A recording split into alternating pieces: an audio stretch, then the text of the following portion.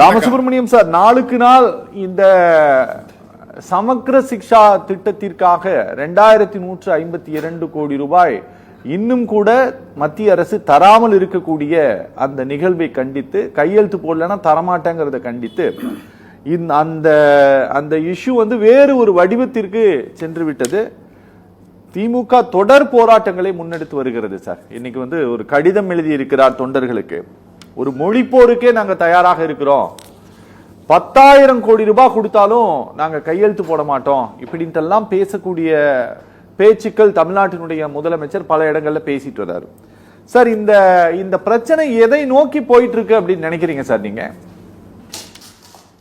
அதாவது சார், நான் முன்னாடியே போன முறை உங்க தொலைக்காட்சியில பேசியது போல, நான் 1965 ஹிந்தி எதிர்ப்பு போராட்டத்தில் கலந்து கொண்டவன் என்ற பெருமையோடு பேசுகின்றேன். சரி, அது அப்பொழுதும் தேவையாக இருந்தது, இப்பொழுதும் தேவையாக இருக்கின்றது என்பதுதான் என்னுடைய முதல் பார்வையாக தோன்றுகிறது. இரண்டாவதாக, இது வந்து மொழி திணிப்பு இல்லை, மூன்றாவது மொழியை கத்துக்கொண்டால் என்ன, அது ஒரு இந்திய மொழியாக இருக்கட்டுமே அப்படின்னு பேசுகின்ற இந்த பாரதிய ஜனதா கட்சி அவர்கள் கொஞ்சம் பழசெல்லாம் நினைச்சு பார்க்கணும். இந்த மும்மொழி கொள்கை அப்படிங்கிறது எவ்வளவு பெரிய தாக்கத்தை தமிழ்நாட்டில் ஏற்படுத்தியது என்று. சரி, அவங்க என்ன சொல்றாங்க? நேற்றுக்கு ஒரு ஆங்கில ஊடகத்துல நான் பேசினேன். அப்ப ஒரு ஜேர்னலிஸ்ட் ஃப்ரம் டெல்லி, அவர் என்ன சொல்றாருன்னா, 1965 வேறு, இன்னைக்கு 2025 வேறு அப்படிங்கிறாரு. ஒண்ணும் கிடையாது, ஒரு வித்தியாசமும் கிடையாது. அப்ப என்ன இருந்தோ அதே உணர்வு தான் இன்னைக்கும் இருக்கு. அதாவது இது மக்களை சீண்டி பார்ப்பது என்பது, அதாவது அந்த மக்களுடைய உணர்வுகளை கொச்சைப்படுத்துவது என்பது நிச்சயமாக எந்த காலத்திலையும் அது ஏற்கப்படாத ஒன்று. இரண்டாவதாக, இப்ப 3 மொழி அப்படின்னு சொல்றாங்களே, 3 மொழியாக இருக்கட்டும். 2 மொழி, ஒன்று தமிழ், நம்முடைய தாய்மொழி. இரண்டாவது சில இடங்கள்ல, அதாவது சில இடங்கள்ல உதாரணமாக ஒசூர் மாதிரி இடம், கன்னியாகுமரி, நாகர்கோயில் அந்த பகுதி, அங்கெல்லாம் அங்க அதிகமாக பேசப்படுகின்ற மொழியை தமிழ்நாடு அரசு நிச்சயமாக அதிகம் அங்கீகாரம் தான் செய்திருக்கின்றது. அதுல ஒன்றும் ப்ராப்ளம் இல்லை. அங்க மலையாளமாக இருக்கட்டும், இங்க கன்னடாவாக இருக்கட்டும், சில இடங்கள்ல பாத்தீங்கன்னா தெலுங்குவாக இருக்கட்டும். இன்னும் சொல்ல போற, நான் வசிக்கும் என்னுடைய இடத்துல ஒரு தெலுங்கு பள்ளிக்கூடமே நடந்து கொடுக்கிறது. அதோட எனக்கு அந்த கரஸ்பாண்டன்ட் என்னுடைய நெருங்கிய நண்பர் தான்.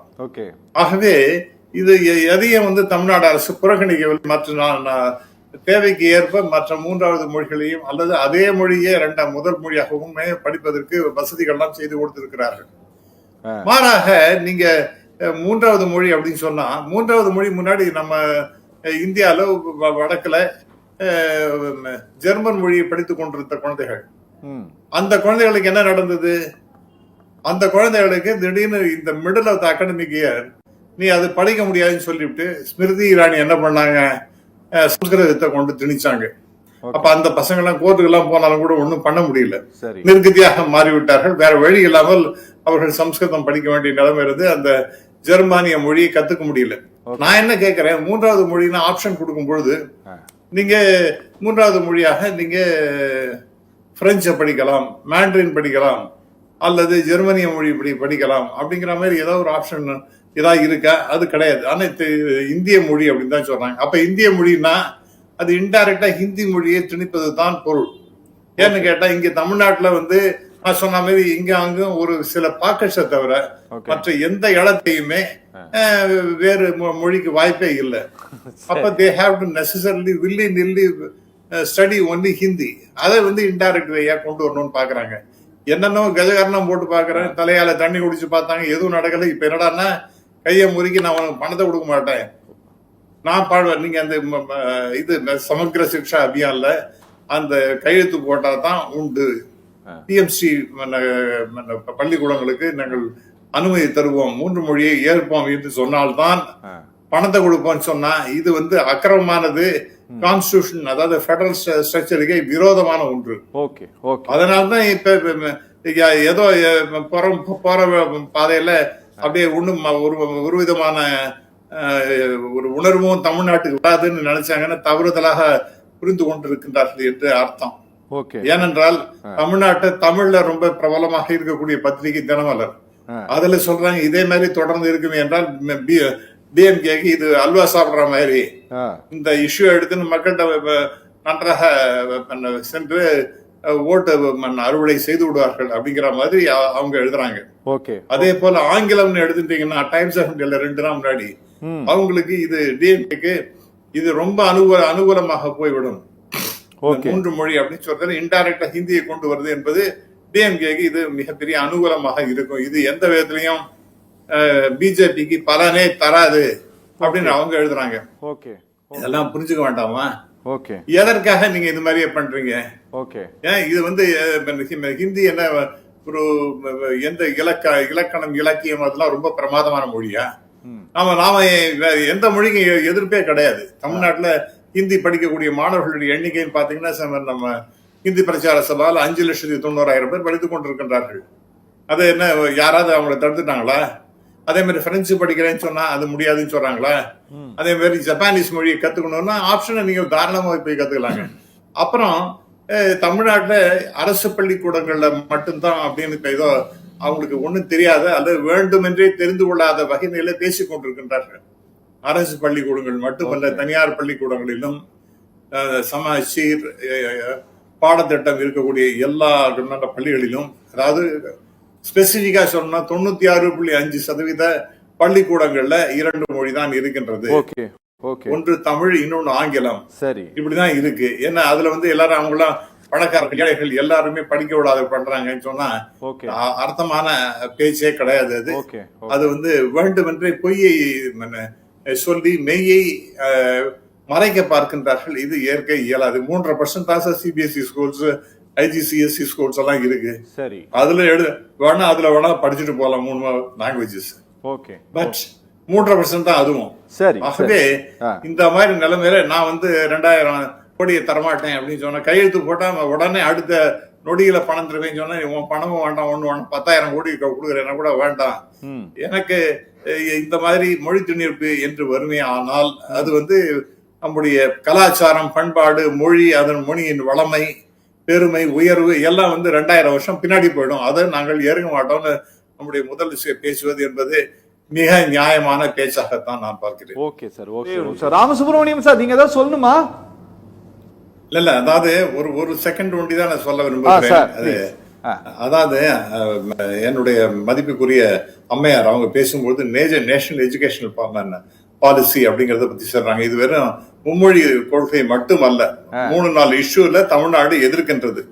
அதாவது 3வது, 5வது, 8வது இதுல வந்து எக்ஸாம் ஒண்ணு வைக்க போறேன்னு சொன்னாங்க. இது வந்து டெஃபினட்டா நான் ஏற்புடையதே இல்லை. ஏன்னா இது என்ன ஆகும்னா, இப்ப அவங்க சொன்னாங்க பாருங்க, இந்த டிராப் அவுட் ரொம்ப அதிகமா போயிட்டே இருக்கு, இன்னும் அதிகமாக டிராப் அவுட் ஆகும். 3ஆம் கிளாஸ்லயும் 5ஆம் கிளாஸ்லயும் 8ஆம் கிளாஸ்லயும் அப்படின்னு ஆகும் அப்படின்னு சொல்றாங்க. அடுத்ததாக நீட்டை பத்தி சொன்னாங்க. நீங்க அதுக்கு பதில் சொல்றீங்க கோர்ட்ல இருக்குன்னு. ஆனால் அதை தாண்டி நீட்டு போன்ற அதாவது பிஏ எம்ஏ படிக்கக்கூடிய மாணவர்களுக்கும் என்ட்ரன்ஸ் எக்ஸாமினேஷன் வச்சுதான் நீங்க சேர்த்துப்பீங்க அப்படிங்கிற மாதிரி இருக்கிறது எப்படி நம்ம ஏத்துக்க முடியும்? Okay sir, okay okay okay okay. மொழியை பத்தி நான் முன்னாடி சொல்லிட்டேன், அதனால நான் திருப்பி அதை பத்தி பேசல. நேஷனல் எஜுகேஷன் பாலிசில இந்த மும்மொழி மட்டுமல்ல, இந்த மாதிரி 3, 5 அப்புறம் இன்னொரு முக்கியமான செய்தி சொல்றேன் சார். இப்ப அவங்க ப்ரொஃபசர் ராஜலட்சுமி அவங்களுக்கு நன்றாகவே தெரியும், 10ஆம் கிளாஸ்லயும் ஒரு பப்ளிக் எக்ஸாமினேஷன் இருக்கணும், 12ஆம் கிளாஸ்லயும் ஒரு பப்ளிக் எக்ஸாமினேஷன் இருக்கணும், 11th வேண்டாம், அது வந்து இவங்க சிபிஎஸ்இ எல்லாம் இல்லன்னு சொல்றாங்க, அதை வேணா நம்ம எடுத்துக்கலாம். ஆனால் இப்ப என்ன தெரியுமா புதுசா வந்து சொல்லிருக்காங்க, இப்ப என்ன தெரியுமா சொல்றாங்க, 10ஆம் கிளாஸ்லயும் பரீட்சை கிடையாது சார். ஓகே, 10ஆம் கிளாஸ்லயும் பரீட்சை கிடையாது, 11லயும் பரீட்சை கிடையாது, பப்ளிக் எக்ஸாமினேஷன்ல 12th ஒண்டி தான். எந்த விதத்துல நியாயமா இருக்க முடியும்? ஓகே சார், ஓகே, உங்களுக்கு எப்படி நீங்க அசஸ் பண்ணுவீங்க? ஓகே சார், ஓகே ஓகே, பேசலாம் சார், பேசலாம். ராமசுப்ரமணியம் சார் வணக்கம். ராமசுப்ரமணியம் சார், இது வந்து 2-3 நாளைக்கு முன்னாலே பேசியிருக்க வேண்டிய விஷயம்.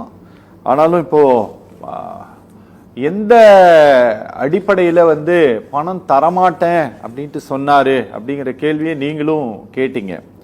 அதுக்கு வந்து விளக்கம் கொடுப்பதை போல மத்திய கல்வி அமைச்சர் தர்மேந்திர பிரதான் பேசின ஒரு வீடியோவை மாநிலத்தினுடைய தலைவர் வெளியிட்டார் சார் அவரோட ட்விட்டர் பக்கத்துல. என்ன ஆச்சரியம்னா, அமைச்சர் அவருடைய ட்விட்டர் கணக்குல அதை வெளியிடல. அதுலதான் வந்து 5000 கோடி ரூபாய் இழப்பு வந்து ஸ்டேட்டுக்கு வந்து ஏற்படும்.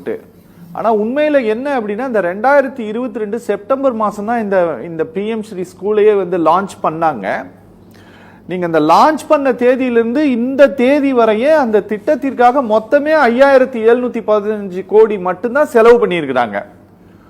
போன வருஷம் 5500 கோடி ஒதுக்கி அதுல வந்து வெறும் 4000 கோடி ரூபாய் மட்டும்தான் செலவும் பண்ணியிருக்கிறாங்க.